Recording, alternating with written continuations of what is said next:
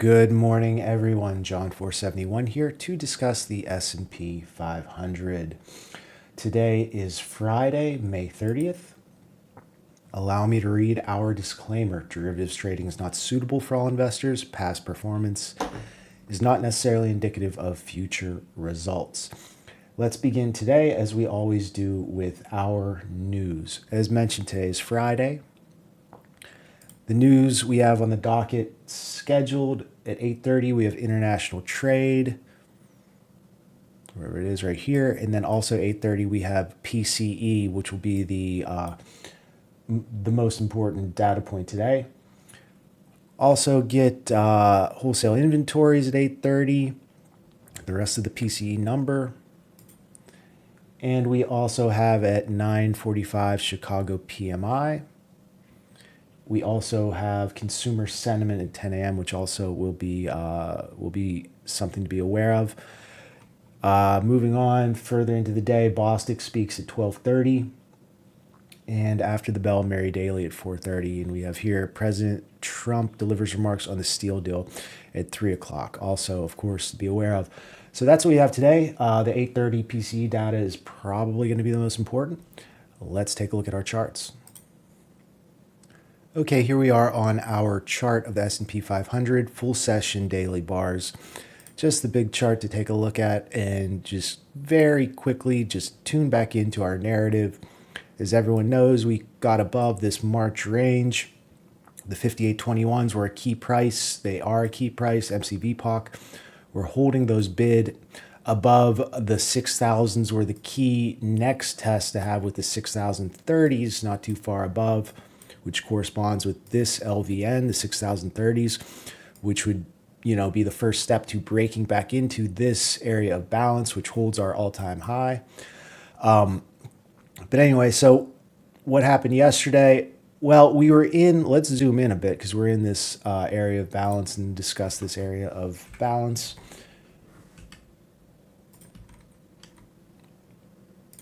So anyway, as I've kind of been talking about in this sort of island area, with the 5821s is a key region.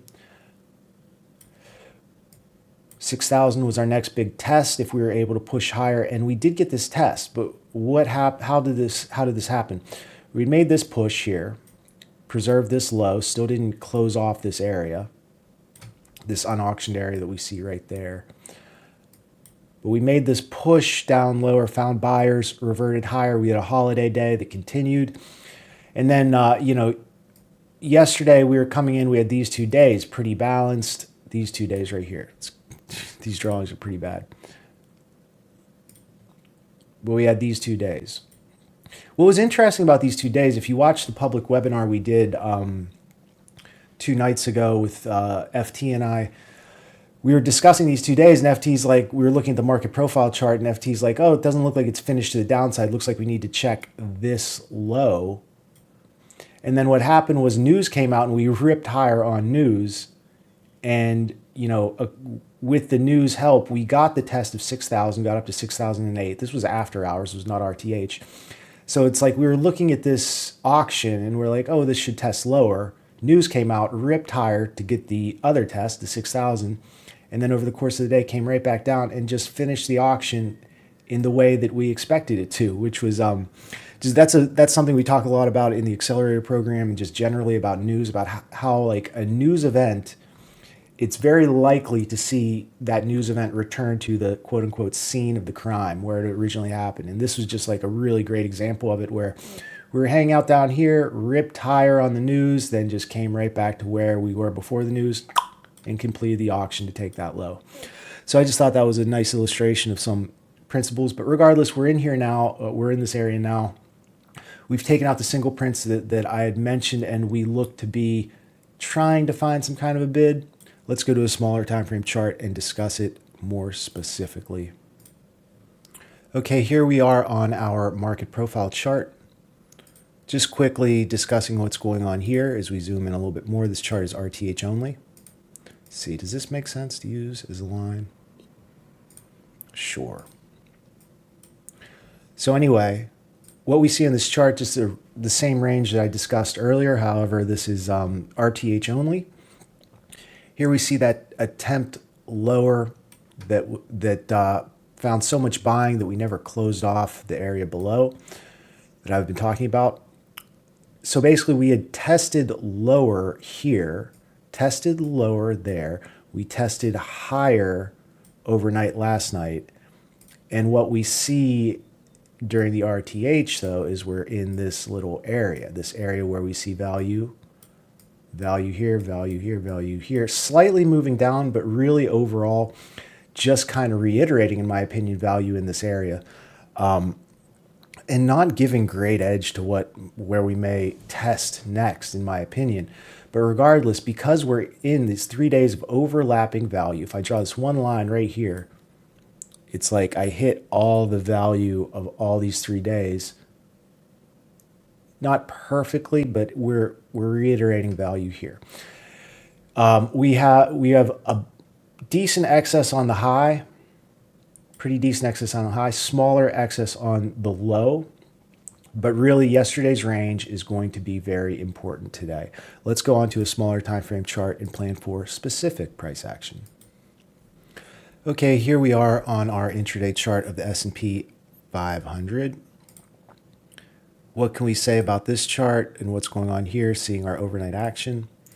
Well, the big thing here's yesterday's range, obviously, and then we see the overnight range here. So the big thing to notice right out of the gates, we're tightening. We're within yesterday's range and really kind of reiterating value from yesterday, but slightly moving it lower, but still unable to get the low. So the thing to understand here, and you see that we're kind of reiterating value around this, just below this distribution here, that is the just the composite of the area that we see in front of us. So just out of the gates here, regardless of directionality, what we need to be aware of when we see something like this set up is there's going to be a tendency to test other sides, make an attempt, and either continue or just fall back into chop or potentially reverse. So the big thing that I'm just telling you is you have to be aware, if you're trading this, what are you waiting for? Are you waiting to trade the breakout? Is that what you think? Is that in your plans? What are your targets? My targets, if we break higher, this is how it'll go for me. If we break higher, I'm looking at this area right around yesterday's value high. We have an excess high, the excess high put in right here. So if we're able to hold this overnight low and we're able to push higher out of this area, out of this key area, then it's like, oh, is this a breakout? Is it not? Well, for me, what I want to see is I want to see participation, the volume here going off when we test. I want to see an increase in volume, and I want to see buyers lifting offers and getting higher prices as they lift offers. It doesn't have to necessarily be, I'd like to see large rotations, like a nice large rotation pull back, but it doesn't necessarily have to be that. It just I just have to see that there is a feverish willingness to lift prices. And then when we pull back, less like kind of almost a waiting. So how does this look if it's actually a breakout? It's like it pushes up and it's almost like that opens a door to a huge party where everyone's partying, and then we fall back. It's like the door's closed, it's really quiet again. And the door opens and all of a sudden everybody's partying again.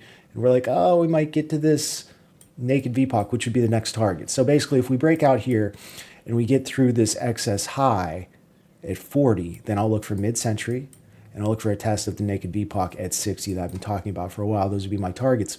What happens if this is a failed breakout? How does that look? Well, it looks kind of the opposite, meaning that we push up and it's like we open that door and it's not a party. It's just like crickets. No one's here. And then we close the door and it's like it gets way busier down here. So that's kind of what I'd be looking for. Instead of that, if we push up to here and we fail, then I'm looking for a reversion back towards the MCVPOC. MCVPOC center of mass. Now this could be an area where we push, test, fail, and the buyers are here and we actually do start to swing up higher. This is a strong possibility that we could just the buyers could be right here and they could be willing to wait. That's a possibility. But if we see this, we test, we fall back, and then we start to fall below this MCVPOC region and start to fall below on POC, overnight VPOC, then I would be up for a test holding below on-POC. Then I would be looking for, you guessed it, the overnight low. There is a pretty decent possibility, though, based on this, we have Century in the way, that we might see a bid for a higher low. So that's why I'm really keying off of on-POC. I would have to see us fall below the overnight VPOC, really not be unable to get back, and then I'd look for the test of the overnight low. Now, here's the thing. Here's the low. This is the Wednesday low. Here is the here's yesterday's low. And so we have to be aware that if we put in, let's see, Wednesday, Thursday, we have to be aware that if we just kind of like test and put in like a higher low here and then kind of revert, that will be a market structure low on the daily, which may hold for today. If that happens, then obviously we're either chopping or we're looking for the trade I talked about where we show acceptance in 40s and we get the trade to the 60s, 50s, and 60s to scale. If we don't, if it looks like we want to form this market structure high, just like I said, I'm thinking that if we see the trade, kind of like I said, here's the trade. The trade is if we, what's the trade? The trade is this. If we break the overnight low, just like I said before about how we could, if we get below on-POC, get below on-POC, test the overnight low. Now the scenario I'm talking about, we get below on-POC, test the overnight low, all of a sudden we zipper and we break yesterday's low. So this tight little area, excess low, 88.5 region, we get into this little area, zipper. If I see sellers continue, boom, the trade is to test the gap zone. So that's basically what I'm saying. That's probably the coolest trade I'll be looking for today is if we get the failure at on-POC and then we get below this area and all of these lows start to go, meaning I see the overnight low break, I see yesterday's low break, and I see that kind of unleash more selling, then I'm going to look for the gap. If the test of the gap does not provide support, then I'll just be looking for further targets into the gap. We have a naked VPOC, and we have gap close mid-century region. If we then can close the gap and we don't see support, what's the next stop? Oh my goodness, look, we haven't even traded it during RTH, 58.21s right there. That's the big target on the downside. Below 58.21s, I would just go zone to zone because that would upset the apple cart for a lot of what I've been talking about this island area, and things would change. So below 58.21s, caution. Who knows what will happen. I would go zone to zone short if they're continuing to sell. So let's tie into both 13 minutes. Let's just kind of wrap it up. We're in a wedge. Either way, we could test and just fail and just have a complete mess of a day. This is not something we want to trade unless we're outside in. We also could get the scenario where we test one side, fail to continue, and go to the other side. That could happen on either side. We could, either one could happen. And if that happens, excuse me, if that happens, we know our targets. Because if we break on the downside, for me, what I'm going to be attentive of is the, failure below on-POC, break overnight low, break yesterday's low, more sellers come in. I'm looking for some way to get to the gap zone if that happens, as long as we continue to stay below on-POC in that situation. Alternatively, we push higher. We get above yesterday's value high. We hold. We get into this excess high.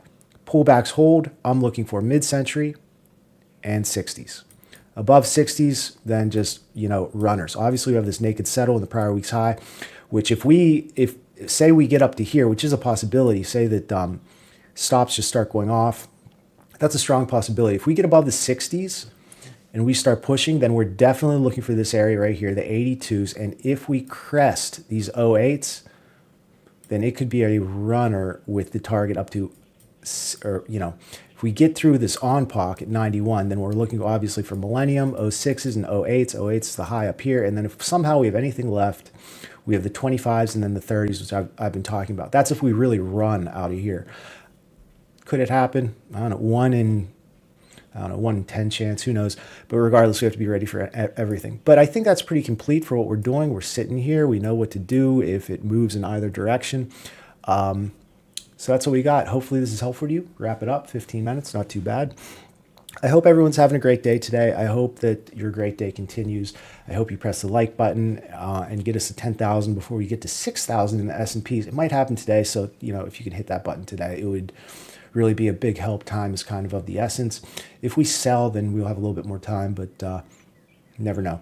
That's what I got. I hope everyone's having a great day, and I hope your great day continues. I hope you find a way to improve your trading today that is not dependent upon your P&L. Ciao.